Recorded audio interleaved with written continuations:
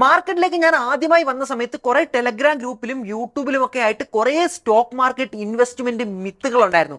മിത്തുകൾ എന്നല്ല പറയേണ്ടത്, ശരിക്കും പറഞ്ഞാൽ മണ്ടത്തരം എന്നാണ് ഇതിനെ പറയേണ്ടത്. കാരണം ഇത്തരം മണ്ടത്തരങ്ങൾ കേട്ടുകൊണ്ട് ആദ്യ കാലങ്ങളിൽ എനിക്ക് കുറെ പൈസ നഷ്ടപ്പെട്ടിട്ടുണ്ടായിരുന്നു. അപ്പൊ സ്റ്റോക്ക് മാർക്കറ്റിലേക്ക് പുതിയതായി വന്നൊരു ബിഗിനർ ആണ് നിങ്ങളെങ്കിൽ തീർച്ചയായിട്ടും ഈ പറഞ്ഞ മിത്തുകൾ നിങ്ങൾ കേൾക്കാൻ ഇടയുണ്ടായിരിക്കും. അത് കേട്ടുകൊണ്ട് നിങ്ങളുടെ പൈസ നഷ്ടപ്പെടാനും സാധ്യതയുണ്ടായിരിക്കും. അതുകൊണ്ട് തന്നെ എന്താണ് മിത്തുകളെന്നും അതുപോലെ തന്നെ ഈ മിത്തുകൾ എങ്ങനെയാണ് നിങ്ങൾക്ക് നഷ്ടം വരുത്തി വെക്കുന്നതെന്നും ഈ ഒരു മിത്തുകളെ കവർ ചെയ്തുകൊണ്ട് എങ്ങനെ പ്രോപ്പറായി ഇൻവെസ്റ്റ് ചെയ്യണം തുടങ്ങിയ കാര്യങ്ങളാണ് ഇന്നത്തെ വീഡിയോയിൽ ഞാൻ നിങ്ങളോട് പറയാൻ പോകുന്നത്. This is market feed. ഞാൻ അമലക്ഷയ്. നമുക്ക് തുടങ്ങാം. അപ്പൊ നമ്മൾ സ്റ്റോക്ക് മാർക്കറ്റിലേക്ക് നോക്കുകയാണെങ്കിൽ ഇൻവെസ്റ്റ്മെന്റിനും കുറെ മിത്തുകളുണ്ട്, അതുപോലെ തന്നെ ട്രേഡിങ്ങിനും കുറെ മിത്തുകളുണ്ട്. അപ്പൊ ഈ പറയുന്ന മിത്തുകളൊക്കെ ആരാണ് ക്രിയേറ്റ് ചെയ്തത് അല്ലെങ്കിൽ ആരാണ് പടച്ചു വിട്ടതെന്ന് നമുക്ക് അറിയുകയില്ല. എന്തായാലും ഞാൻ ഇന്ന് ട്രേഡിംഗ് സംബന്ധിച്ച മിത്തുകളെ പറ്റി പറയുന്നില്ല. അതിന് പകരമായിട്ട് ഇത്തരത്തിൽ ഇൻവെസ്റ്റ്മെന്റിനെ റിലേറ്റ് ചെയ്തിട്ടുള്ള 5 തെരഞ്ഞെടുത്ത മിത്തുകളാണ് പറയാൻ പോകുന്നത്. അപ്പൊ ഒന്നാമത്തെ മിത്താണ് don't put stop loss in your long term portfolio. അപ്പൊ ഞാൻ സ്റ്റോക്ക് മാർക്കറ്റിലേക്ക് വന്ന സമയത്ത് ഈ ഒരു മിത്ത് കേട്ടുകൊണ്ട് ഇത്തരത്തിൽ കുറെ കമ്പനികളിൽ ഇൻവെസ്റ്റ് ചെയ്തിട്ടുണ്ടായിരുന്നു ലോങ് ടൈമിലേക്ക്. അപ്പൊ ഈ കമ്പനികളൊന്നും തന്നെ മുകളിലേക്ക് പോകാതിരുന്ന സാഹചര്യത്തിൽ പോലും ലോങ് ടേം ഇൻവെസ്റ്റ്മെന്റ് ആണെന്ന് കരുതിയിട്ട് ഞാനത് ഹോൾഡ് ചെയ്തിരുന്നു. പിന്നീട് ആ സ്റ്റോക്ക് വീണ്ടും വീണ്ടും താഴേക്ക് വന്ന് എന്റെ ക്യാപിറ്റൽ അവിടെ ബ്ലോക്ക് ആയി കിടന്നിരുന്ന സമയത്ത് പോലും ഞാൻ ലോങ് ടൈം ഇൻവെസ്റ്റർ ആണെന്ന് കരുതിയിട്ട് ആ ഒരു സ്റ്റോക്ക് ഹോൾഡ് ചെയ്തു. അപ്പൊ ഈ ഒരു അവസരത്തിൽ എനിക്ക് ഇപ്പുറത്തെ സൈഡിൽ കുറെ നല്ല നല്ല ഓപ്പർച്യൂണിറ്റീസ് കണ്ടിട്ട് പോലും ഈ ഒരു ക്യാപിറ്റൽ ഇവിടെ ബ്ലോക്ക് ആയതുകൊണ്ട് അതിനെ യൂസ് ചെയ്യാനായിട്ട് സാധിച്ചിരുന്നില്ല. അപ്പൊ ഇനി ഞാനിതൊരു റിയൽ ലൈഫ് എക്സാമ്പിൾ വെച്ചിട്ട് പറയുകയാണെങ്കിൽ ഈ ഒരു മിത്ത് വിശ്വസിച്ചുകൊണ്ട് ഐഡിയ, യെസ് ബാങ്ക് തുടങ്ങിയ കമ്പനികളിൽ ഇൻവെസ്റ്റ് ചെയ്തിരുന്ന ഒരു വ്യക്തി ഉണ്ടെന്ന് വിചാരിക്കുക. അങ്ങനെയാണെങ്കിൽ ഈ ഒരു കമ്പനി രണ്ടും കൊളാപ്സ് ആയ സമയത്ത്, ഈ കമ്പനിയുടെ എല്ലാം ഷെയർ കുത്തനെ ഇടിഞ്ഞ സമയത്ത് ഈ പറയുന്ന ഇൻവെസ്റ്റ് ചെയ്തിരുന്ന ഒരു വ്യക്തി ഈ പറഞ്ഞൊരു മിത്ത്, അതായത് ലോങ് ടൈം ഇൻവെസ്റ്റ് ചെയ്ത് സ്റ്റോപ്പ് ലോസ് വെക്കണ്ട എന്നുള്ളൊരു മിത്ത് വിശ്വസിച്ചിരുന്ന ഒരു വ്യക്തിയാണെങ്കിൽ അദ്ദേഹം ഇപ്പോൾ ഒന്നെങ്കിൽ ഈ പറയുന്ന 2 സ്റ്റോക്കും വലിയ നഷ്ടത്തിൽ ഹോൾഡ് ചെയ്ത് എന്തെങ്കിലും ഒരിക്കലും തിരിച്ചു കയറുമെന്ന് പറഞ്ഞ് കാത്തിരിക്കുകയായിരിക്കും. ആ ഒരു കാത്തിരിക്കുന്ന ടൈമിൽ അദ്ദേഹത്തിന്റെ ക്യാപിറ്റൽ അദ്ദേഹത്തിന് വേറൊരു കാര്യത്തിലും യൂസ് ചെയ്യാൻ പറ്റാതെ വരും. ഇനി അതല്ല, ആ സ്റ്റോക്ക് വീണ് താഴെ നഷ്ടത്തിൽ എത്തിയ സമയത്ത് മാത്രമായിരിക്കും അദ്ദേഹത്തിന് ഒരുപക്ഷെ വിറ്റുകൊണ്ട് ആ ഒരു സ്റ്റോക്കിൽ നിന്ന് എക്സിറ്റ് ചെയ്യാൻ പറ്റുള്ളത്. അപ്പൊ ഈ പറയുന്ന 2 കേസിലാണെങ്കിലും ആ ഒരു ഇൻവെസ്റ്റ് ചെയ്ത ക്യാപിറ്റലിന്റെ ഒരു 80% അല്ലെങ്കിൽ ഒരു 90% നഷ്ടപ്പെടുന്നതാണ് നമുക്ക് കാണാൻ പറ്റുന്നത്. അപ്പൊ അങ്ങനെ ഒരു അവസ്ഥ ഉണ്ടാകുകയാണെങ്കിൽ നിങ്ങൾ ലോങ് ടൈമിലേക്ക് ഇൻവെസ്റ്റ് ചെയ്തൊരു ക്യാപിറ്റൽ ഉണ്ടാകുമല്ലോ, ആ ഒരു ക്യാപിറ്റലിന്റെ 80-90% നഷ്ടപ്പെടാതിരിക്കണമെങ്കിൽ നിങ്ങൾ അവിടെ ഒരു സ്റ്റോപ്പ് ലോസ് വെച്ചിരിക്കണം. അപ്പൊ ഇനി ഇവിടെ വരാൻ സാധ്യതയുള്ള ഒരു ചോദ്യമുണ്ട്, എങ്ങനെ സ്റ്റോപ്പ് ലോസ് വെക്കണമെന്ന്. അതായത് നമ്മൾ നോക്കുകയാണെങ്കിൽ ട്രേഡേഴ്സിലേക്ക് നോക്കുകയാണെങ്കിൽ അവരൊരു 5 മിനിറ്റിന്റെ ക്യാൻഡിലോ അല്ലെങ്കിൽ ഒരു 10 മിനിറ്റിന്റെ ക്യാൻഡിലോ ആയിരിക്കും സ്റ്റോപ്പ് ലോസ് വെച്ചിട്ടുള്ളതായിരിക്കാം. അപ്പൊ ഈ ഒരു രീതിയിലുള്ള ഒരു ഇൻവെസ്റ്റർ സ്റ്റോപ്പ് ലോസ് വെക്കാൻ പോവുകയാണെങ്കിൽ അത് എത്രയും പെട്ടെന്ന് തന്നെ അടിച്ചു പോകുന്നതായിരിക്കും. അപ്പോൾ ഒരു ഇൻവെസ്റ്റർ എന്നുള്ള നിലയിൽ നിങ്ങളുടെ ലോങ് ടൈം ഇൻവെസ്റ്റഡ് ആയിട്ടുള്ള സ്റ്റോക്കുകളിൽ നിങ്ങളൊരു സ്റ്റോപ്പ് ലോസ് വെക്കാൻ പോവുകയാണെങ്കിൽ തീർച്ചയായിട്ടും ഒരു മന്ത്ലി ചാർട്ടിലായിരിക്കണം ആ ഒരു സ്റ്റോപ്പ് ലോസ് വെക്കേണ്ടത്. അതുപോലെ തന്നെ നിങ്ങൾ ഒരു വീക്ക്ലി ചാർട്ടോ അല്ലെങ്കിൽ ഒരു ഡെയിലി ചാർട്ടോ എടുത്തുകൊണ്ട് ഒരു 200 EMAക്ക് താഴേക്ക് ആ ഒരു സ്റ്റോക്ക് കണ്ടിന്യൂസ് ആയിട്ട് ക്ലോസ് ചെയ്ത് നിൽക്കുകയാണെങ്കിൽ അവിടെ അത് ബെയറിഷ് ആണെന്ന് കണക്കാക്കിക്കൊണ്ട് നിങ്ങൾക്ക് താൽക്കാലികമായിട്ട് ആ സ്റ്റോക്കിൽ നിന്ന് മാറി നിൽക്കാവുന്നതാണ്. അതുപോലെ തന്നെ നിങ്ങളുടെ ആ ഒരു സ്റ്റോക്ക്, നിങ്ങൾ ഇൻവെസ്റ്റ് ചെയ്തിട്ടുള്ള ഒരു സ്റ്റോക്ക് ഒരു അപ് ട്രെൻഡിലാണ് പോയിക്കൊണ്ടിരിക്കുന്നതെങ്കിൽ ആ ഒരു വീക്ക്ലി ചാർട്ടിൽ അതിൻ്റെ ആ ഒരു ട്രെൻഡ് ലൈൻ ഒക്കെ ബ്രേക്ക് ചെയ്ത് ക്ലോസ് ചെയ്യുന്നത് കാണുകയാണെങ്കിൽ ആ ഒരു സമയത്ത് നിങ്ങൾക്ക് ആ ഒരു സ്റ്റോക്കിന്റെ അപ് ട്രെൻഡ് നിന്നു എന്ന് മനസ്സിലാക്കിക്കൊണ്ട് താൽക്കാലികമായി അവിടെ നിന്ന് എക്സിറ്റ് ചെയ്ത് മാറി നിൽക്കാവുന്നതാണ്. ഇനി അതല്ല, നിങ്ങൾ ഇൻവെസ്റ്റ് ചെയ്ത കമ്പനിയിൽ ഒരു വലിയ ഡിസ്ട്രിബ്യൂഷൻ ഒക്കെ കാണുകയാണ്, ഒരു ഹൈ വോളിയത്തിൽ ഒരു ഡിസ്ട്രിബ്യൂഷൻ ഒക്കെ കാണുകയാണെങ്കിൽ ആ ഒരു സമയത്ത് നിങ്ങൾക്ക് ആ ഒരു സ്റ്റോക്കിൽ നിന്ന് മാറി നിൽക്കാവുന്നതാണ്. അപ്പൊ നിങ്ങൾ ഇൻവെസ്റ്റ് ചെയ്തിട്ടുള്ള ഒരു കമ്പനിയിൽ ഒരു സ്റ്റോപ്പ് ലോസ് ഹിറ്റ് ചെയ്തു എന്ന് പറഞ്ഞു കഴിഞ്ഞാൽ, ഉദാഹരണത്തിന് 500 ആണ് സ്റ്റോപ്പ് ലോസ് എന്ന് കരുതുക. അങ്ങനെയാണെങ്കിൽ ആ 500ലേക്ക് ഒരു ദിവസം വന്ന് ട്രേഡ് ചെയ്തു എന്ന് കരുതിയിട്ട് നിങ്ങൾ അവിടെ നിന്ന് എക്സിറ്റ് ചെയ്യേണ്ടതില്ല. പകരം ആ 500ന് താഴെ അന്നത്തെ ദിവസം ക്ലോസ് ചെയ്യുകയാണെങ്കിൽ, മാർക്കറ്റ് ക്ലോസ് ചെയ്യുകയാണെങ്കിൽ മാത്രമാകും അവിടെ നിന്ന് നിങ്ങൾ അത് എക്സിറ്റ് ചെയ്യുന്നത് പറ്റി പരിഗണിക്കേണ്ടതുള്ളൂ. അതായത് നമ്മൾ ഡൗ തിയറിയിൽ പറഞ്ഞിട്ടുള്ള കണക്ക് ആവറേജ് ക്ലോസിംഗ് പ്രൈസ് ആണ് ഇത്തരത്തിൽ ഒരു സ്റ്റോക്കിന്റെ മൂവ്മെന്റ് നിശ്ചയിക്കുന്നത്. അപ്പൊ ആ ഒരു വീഡിയോ നിങ്ങൾ കണ്ടിട്ടില്ലെങ്കിൽ ഡൗ തിയറിയെ പറ്റിയുള്ള വിശദമായിട്ടുള്ള വീഡിയോ ഞാൻ ചെയ്തിട്ടുണ്ട്, അതിന് ലിങ്ക് ഞാൻ ഇവിടെ കൊടുക്കുന്നതായിരിക്കും. അപ്പൊ ഈ പറഞ്ഞ സ്റ്റോപ്പ് ലോസ് വെക്കുന്നതിനെ പറ്റി കുറച്ചുകൂടെ സിമ്പിൾ ആയിട്ട് പറയുകയാണെങ്കിൽ, നിങ്ങൾ ലോങ് ടൈമിലേക്ക് ഇൻവെസ്റ്റ് ചെയ്തിരിക്കുന്ന ആ ഒരു കമ്പനിയിലെ ആ ഒരു കമ്പനിയുടെ പ്രവർത്തനങ്ങൾ നോർമലി അല്ലെങ്കിൽ അടിപൊളിയായിട്ട് പോയിക്കൊണ്ടിരിക്കുന്ന അത്രയും കാലം ഒരിക്കലും ആ ഒരു സ്റ്റോപ്പ് ലോസ് ഹിറ്റ് ആവുകയില്ല. ആ ഒരു ലെവലിന് താഴേക്ക് ഒരിക്കലും അതിന്റെ സ്റ്റോക്ക് വരികയുമില്ല. അപ്പൊ അത്രയും അക്യുമുലേഷൻ നടന്നിട്ടുള്ള അത്രയും സ്ട്രോങ് സപ്പോർട്ട് ഉള്ള ഒരു സ്ഥലത്തായിരിക്കണം നിങ്ങൾ നിങ്ങളുടെ ലോങ് ടൈം സ്റ്റോപ്പ് ലോസ് വെക്കേണ്ടത്. അപ്പൊ രണ്ടാമത്തെ ഒരു മിത്താണ് ഇത്തരത്തിൽ long time investors can invest any time. അതായത് സ്റ്റോക്ക് മാർക്കറ്റിലേക്ക് വരുന്ന ഒരു വ്യക്തി അദ്ദേഹം ഇൻവെസ്റ്റ് ചെയ്യാൻ റെഡിയാണ്, ഒരു 10 വർഷത്തേക്കൊക്കെ ഇൻവെസ്റ്റ് ചെയ്യാൻ തയ്യാറാണ്. അങ്ങനെ തയ്യാറെടുത്ത് വരുന്ന ഒരു വ്യക്തിക്ക് അദ്ദേഹം സ്റ്റോക്ക് ഇപ്പം 500 രൂപയ്ക്ക് വാങ്ങിയാലും 600 രൂപയ്ക്ക് വാങ്ങിയാലും 700 രൂപയ്ക്ക് വാങ്ങിയാലും എന്തായാലും സ്റ്റോക്ക് ലോങ് ടൈമിലേക്ക് മുകളിലേക്ക് തന്നെയാണ് പോകുന്നത്. അപ്പൊ പിന്നെ എവിടെ വെച്ച് വാങ്ങിയാലും എന്താണ് പ്രശ്നം? ഈ ഒരു ചിന്ത പല ആൾക്കാരുടെ ഇടയിലും ഉണ്ട്, ഇത്തരം ഒരു ടോക്കും മാർക്കറ്റിൽ ഉണ്ട്. അപ്പൊ ലോങ് ടൈമിലേക്ക് ഇൻവെസ്റ്റ് ചെയ്യുന്ന ഒരു വ്യക്തിക്ക് ആ കമ്പനിയുടെ പുറത്ത് അത്ര കോൺഫിഡൻസ് ഉണ്ടെങ്കിൽ, ആ ഒരു ബിസിനസിന്റെ പുറത്ത് അത്ര കോൺഫിഡൻസ് ഉണ്ടെങ്കിൽ എത്ര രൂപയ്ക്ക് വേണമെങ്കിലും വാങ്ങാം, ഇൻവെസ്റ്റ് ചെയ്യാം എന്നുള്ള രീതിയിൽ ഒരു മിത്തുണ്ട്. അപ്പോൾ ഇതിനെക്കുറിച്ച് പറയുകയാണെങ്കിൽ കഴിഞ്ഞ പോയിന്റ് ഞാൻ പറഞ്ഞിരുന്നു, ലോങ് ടൈം ഇൻവെസ്റ്റ് ചെയ്യുമ്പോൾ പോലും നിങ്ങളൊരു സ്റ്റോപ്പ് ലോസ് വ്യക്തമായി വെച്ചിരിക്കണമെന്ന്. അപ്പോൾ നിങ്ങൾ ലോങ് ടൈമിലേക്ക് പഠിച്ച് മനസ്സിലാക്കി നല്ല രീതിയിൽ വളരുമെന്ന് വിശ്വസിക്കുന്ന ഒരു കമ്പനിയില്ലേ, ആ ഒരു കമ്പനിയിൽ നിങ്ങളൊരു എൻട്രി എടുത്തൊരു ലെവൽ കാണുമല്ലോ. അതുപോലെ തന്നെ ആ ഒരു കമ്പനി പൊട്ടിപ്പോവുകയാണെങ്കിൽ, എന്തെങ്കിലും നെഗറ്റീവ് സംഭവിക്കുകയാണെങ്കിൽ, ആ കമ്പനിയുടെ ഷെയർ താഴേക്ക് വീഴുന്ന സമയത്ത് നിങ്ങളുടെ ക്യാപിറ്റൽ സേഫ് ആക്കാനായിട്ട് നിങ്ങൾ ഒരിക്കലും അടിക്കില്ല എന്ന് വിശ്വസിക്കുന്ന ഒരു സ്റ്റോപ്പ് ലോസും കാണുമല്ലോ. അപ്പോൾ ആ പറയുന്ന സ്റ്റോപ്പ് ലോസും നിങ്ങൾ ആ എൻട്രി എടുത്ത ലെവലും തമ്മിൽ എന്താണോ ഡിഫറൻസ്, ആ ഡിഫറൻസ് ഇൻറ്റു നിങ്ങൾ എത്ര സ്റ്റോക്ക് ഹോൾഡ് ചെയ്യുന്നു എന്നതാണ് നിങ്ങളുടെ മാക്സിമം റിസ്ക്. അതാണ് നിങ്ങൾക്ക് ആ ഒരു ഇൻവെസ്റ്റ്മെന്റ് പാളിപ്പോയാൽ നഷ്ടപ്പെടാൻ സാധ്യതയുള്ള എമൗണ്ടും. അപ്പോൾ ഈ പറയുന്ന ഇൻവെസ്റ്റ്മെന്റിൽ നിങ്ങൾക്ക് സംഭവിക്കാൻ സാധ്യതയുള്ള മാക്സിമം ലോസ് ആണ് അവിടെ നിങ്ങൾക്ക് വരുന്ന ആ ഒരു കാൽക്കുലേറ്റഡ് റിസ്ക്. അപ്പോൾ ഈ പറഞ്ഞ കാൽക്കുലേറ്റഡ് റിസ്ക് എന്ന് പറയുന്നത് കുറയ്ക്കാനാണ് ഓരോ ഇൻവെസ്റ്ററും ശ്രമിക്കേണ്ടത്.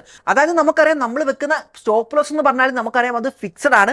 എന്നാൽ അതേസമയം നമ്മൾ എടുക്കുന്ന എൻട്രി താഴേക്ക് കൊണ്ടുവന്നുകൊണ്ട് നമ്മളുടെ ആ ഒരു കാൽക്കുലേറ്റഡ് റിസ്ക് കുറയ്ക്കാൻ നമുക്ക് സാധിക്കുന്നതാണ്. അതായത് ലോങ് ടൈമിലേക്ക് ഇൻവെസ്റ്റ് ചെയ്യാനായിട്ട് ഇരിക്കുന്ന ഒരു വ്യക്തിയാണെങ്കിൽ പോലും സ്റ്റോക്ക് എന്തായാലും മുകളിലേക്ക് പോകും, അപ്പോൾ എവിടെയെങ്കിലും വാങ്ങിയാലും കുഴപ്പമില്ല എന്ന് കരുതാതെ നിങ്ങളുടെ ആ ഒരു സ്റ്റോപ്പ് ലോസ് എവിടെയാണോ അതിന് അടുത്തായി വാങ്ങിക്കൊണ്ട് നിങ്ങളുടെ കാൽക്കുലേറ്റഡ് റിസ്ക് കുറയ്ക്കാൻ ശ്രമിക്കുക.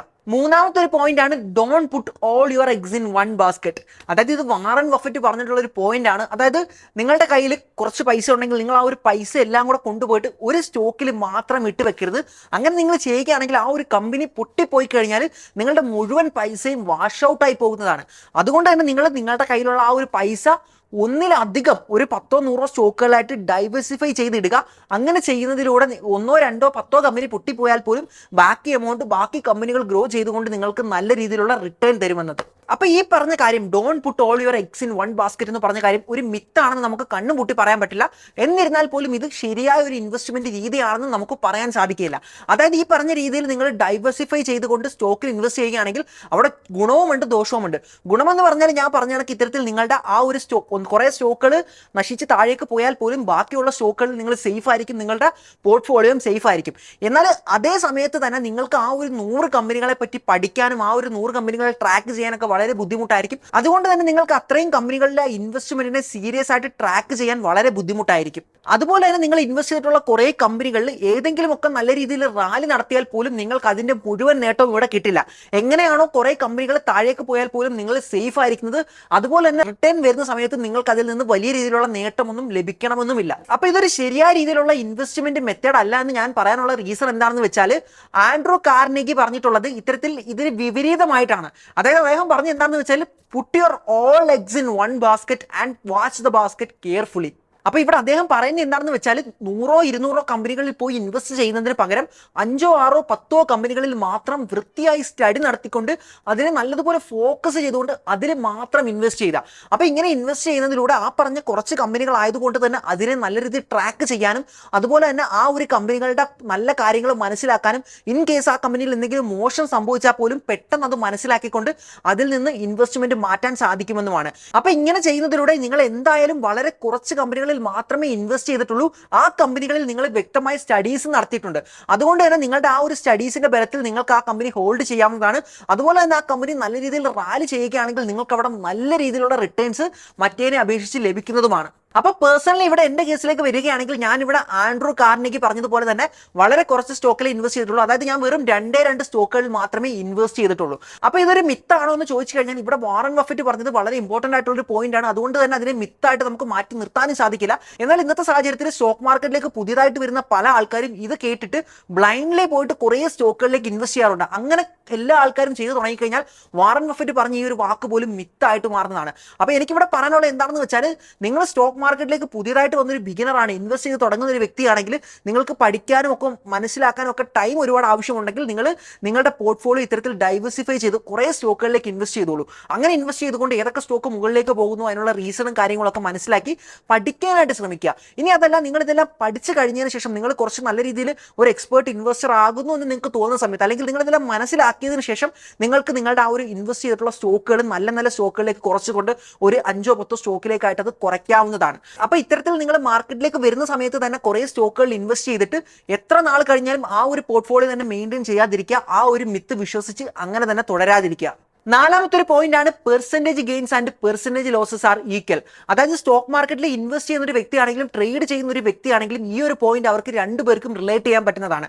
അപ്പോൾ നിങ്ങൾക്ക് കുറച്ചുകൂടി എളുപ്പം മനസ്സിലാക്കാൻ വേണ്ടിയിട്ട് ഞാനൊരു ട്രേഡറിന്റെ പെർസ്പെക്റ്റീവിൽ ഇത് പറഞ്ഞു തരാം. അതായത് നിങ്ങൾ നിങ്ങളുടെ ഒരു ട്രേഡിംഗ് ക്യാപിറ്റലുമായിട്ട് ഇന്ന് ട്രേഡ് ചെയ്യാൻ വരികയാണ്, നിങ്ങൾക്ക് ആ ഒരു ക്യാപിറ്റലിന്റെ പുറത്ത് ഇന്ന് 10% ലോസ് ആണ് ഉണ്ടായത്. അടുത്ത ദിവസം നിങ്ങൾ വീണ്ടും വന്നിട്ട് ട്രേഡ് ചെയ്യാൻ നേരം നിങ്ങൾക്ക് 10% പ്രോഫിറ്റും ഉണ്ടായി. അതായത് തലേ ദിവസം ട്രേഡ് ചെയ്തപ്പോൾ നിങ്ങൾക്ക് 10% ലോസും അടുത്ത ദിവസം ട്രേഡ് ചെയ്തപ്പോൾ നിങ്ങൾക്ക് 10% പ്രോഫിറ്റും. അപ്പോൾ ഈ ഒരു സാഹചര്യത്തിൽ നമ്മൾ ആ ഒരു ട്രേഡറിന്റെ പോർട്ട്ഫോളിയോയിലേക്ക് അല്ലെങ്കിൽ P&Lലേക്ക് നോക്കുകയാണെങ്കിൽ ഇത്തരത്തിൽ അദ്ദേഹം പ്രോഫിറ്റിലായിരിക്കുമോ ലോസിലായിരിക്കുമോ? തീർച്ചയായിട്ടും അദ്ദേഹം ലോസിൽ തന്നെയായിരിക്കും. അതായത് കഴിഞ്ഞ ദിവസം അദ്ദേഹത്തിന്റെ എൻറ്റയർ ട്രേഡിംഗ് ക്യാപിറ്റലിന്റെ പുറത്തായിരുന്നു അദ്ദേഹത്തിന് 10% ലോസ് ഉണ്ടായിരുന്നത്. എന്നാൽ ആ ഒരു 10% ലോസ് കഴിഞ്ഞിട്ട് പിന്നെ അദ്ദേഹത്തിന്റെ ആ ഒരു ക്യാപിറ്റൽ എന്ന് പറഞ്ഞാൽ 90% ഉള്ളൂ. അപ്പോൾ ആ ഒരു 90% ക്യാപിറ്റൽ ഉപയോഗിച്ചുകൊണ്ടാണ് അദ്ദേഹം അടുത്ത ദിവസം ട്രേഡ് ചെയ്തത്. അതുകൊണ്ട് തന്നെ ആ ഒരു 90%ന്റെ 10% പ്രോഫിറ്റ് മാത്രമേ അദ്ദേഹത്തിന് ഇവിടെ കിട്ടിയിട്ടുള്ളൂ. അപ്പോൾ ഈ ഒരു കേസിൽ ബ്രോക്കറേജ് ചാർജസും എക്സ്ചേഞ്ച് ചാർജസും ഇതെല്ലാം കഴിഞ്ഞുകൊണ്ട് അദ്ദേഹം ലോസിൽ തന്നെ ആയിരിക്കും. അപ്പോൾ ഇതൊരു ട്രേഡറിന്റെ കേസിൽ നിങ്ങൾക്ക് എളുപ്പം മനസ്സിലാക്കാൻ വേണ്ടി പറഞ്ഞു തന്നതാണ്. ഇൻവെസ്റ്റ്മെന്റിന്റെ കേസിലും ഇത് തന്നെയാണ് സംഭവിക്കുന്നത്. അപ്പോൾ അഞ്ചാമത്തെ ഒരു മിത്താണ് history will repeat in stock market. അതായത് നമുക്കറിയാം മാർക്കറ്റിലെ എല്ലാ കാര്യങ്ങളും മുമ്പ് എന്താണോ നടന്നത് അത് തന്നെ റിപ്പീറ്റ് ചെയ്യുമെന്ന്. അപ്പോൾ പറയുകയാണെങ്കിൽ ഏറെക്കുറെ ഇതൊക്കെ ശരിയാണെങ്കിൽ പോലും 100% ഇത് ഇങ്ങനെ തന്നെ നടക്കുമെന്ന് പറയാൻ സാധിക്കില്ല.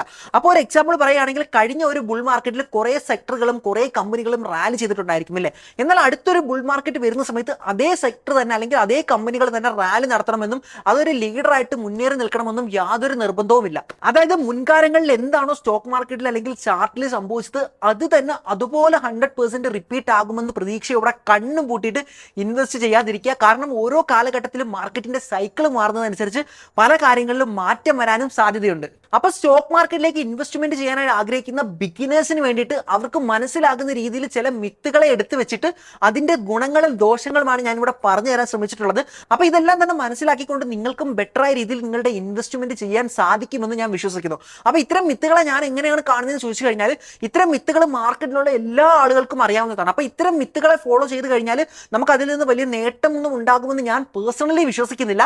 അതിന് പകരമായിട്ട് ഇത്തരം മിത്തുകൾക്ക് ഓപ്പോസിറ്റ് ആയിട്ട് ചിന്തിച്ചുകൊണ്ട് അങ്ങനെ ചെയ്യുകയാണെങ്കിൽ എന്താണ് സംഭവിക്കാൻ സാധ്യതയുള്ളത് തുടങ്ങിയ കാര്യങ്ങളൊക്കെ ചിന്തിച്ചുകൊണ്ട് ഇൻവെസ്റ്റ് ചെയ്യാൻ ശ്രമിക്കുകയാണെങ്കിൽ മറ്റാർക്കും കണ്ടെത്താനാകാത്ത എന്തെങ്കിലുമൊക്കെ നമുക്കും മാർക്കറ്റിൽ നിന്ന് കണ്ടെത്താനായേക്കും. അപ്പോൾ വീഡിയോ ഒന്ന് കൺക്ലൂഡ് ചെയ്യാൻ പോകുന്നതിന് മുമ്പായിട്ട് നിങ്ങൾക്കൊരു ബോണസ് പോയിന്റ് കൂടി തരികയാണ്. അതായത് നിങ്ങൾ ലോങ് ടൈമിലേക്ക് നല്ല നല്ല സ്റ്റോക്കുകളിൽ ഇൻവെസ്റ്റ് ചെയ്തിട്ട് ലോങ് ടൈമിലേക്ക് കാത്തിരിക്കുന്ന ഒരു വ്യക്തിയാണെങ്കിൽ ചില വാർത്തകൾ വരികയാണെങ്കിൽ, അതായത് ഇപ്പം താലിബാൻ്റെ ഒരു പ്ലെയിൻ ഡൽഹിക്ക് മുകളിലൂടെ പറന്നു വന്നു അല്ലെങ്കിൽ അത്തരം എന്തെങ്കിലും ഒരു വാർത്തകൾ വരികയാണെങ്കിൽ ഓട്ടോമാറ്റിക്കായിട്ട് സ്റ്റോക്ക് മാർക്കറ്റ് മൊത്തത്തിൽ ഇടിയാൻ സാധ്യതയുണ്ട്. ആ സമയത്ത് നിങ്ങൾ ഇൻവെസ്റ്റ് ചെയ്തിട്ടുള്ള കമ്പനികളുടെ സ്റ്റോക്കും താഴേക്ക് വീഴാൻ സാധ്യതയുണ്ട്.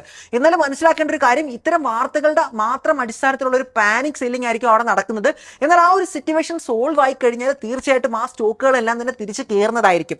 എന്നാൽ ഇവിടെ ശ്രദ്ധിക്കേണ്ട ഒരു കാര്യം എന്താണെന്ന് വെച്ചാൽ വാർത്ത വന്നിരിക്കുന്നത് നിങ്ങൾ ഇൻവെസ്റ്റ് ചെയ്ത കമ്പനിയിലോ അല്ലെങ്കിൽ ആ ഒരു സെക്ടറുമായി റിലേറ്റ് ചെയ്തിട്ടാണെങ്കിൽ അവിടെ നിങ്ങൾ ഒന്ന് ശ്രദ്ധിക്കേണ്ടതുണ്ട്. അപ്പോൾ സ്റ്റോക്ക് മാർക്കറ്റിലേക്ക് പുതിയതായി ഇൻവെസ്റ്റ് ചെയ്യണമെന്ന് ആഗ്രഹിച്ചു വന്നൊരു വ്യക്തിയാണ് നിങ്ങളെങ്കിൽ തീർച്ചയായിട്ടും നിങ്ങൾക്ക് ഈ വീഡിയോ ഉപകാരപ്പെട്ടു എന്ന് ഞാൻ വിശ്വസിക്കുന്നു.